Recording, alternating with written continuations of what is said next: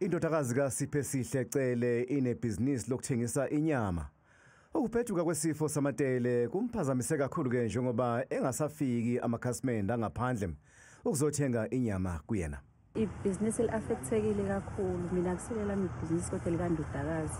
Ubekade order ey'ndalini ezihlukahlukene ezakhele ifrayedi, kodwa manje akasakwazi uku-order njengoba kade order. Bekuthengwa nje impela kakhulu.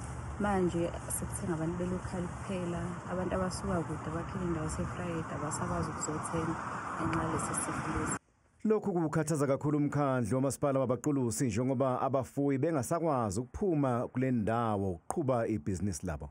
Abanye bedayisa imfuyo yabo endaweni ezikude engaphandle komngcele wasebaqulusini sebemileke manje sekumele ukuthi badayise kuphela la ngaphakathi ebaqulusini. Kanjalo nokuthenga abakwazi nje ukuhamba bayolanda imfuyo entsha endaweni ezikude ukuze baqhubeke i-production. Kodwa ke siyaxhumana nabo ekakhulukazi odabeni lokuthi ababekezele ukuze silwe nokuthi ingasabalali lesifo. Siyazi kunzima ngoba abanye babo indawo abafuyele kuzo bayiqashile, kufuneka bakhokhe ekupheleni kwenyanga. Ngakho ukhokha kanjani umkhiqizo ungasenzeki kahle, futhi baqashe nabasebenzi okufuneka babagcine beqhubeka nokuhola kodwa ibe umkhiqizo ungasahambi kahle.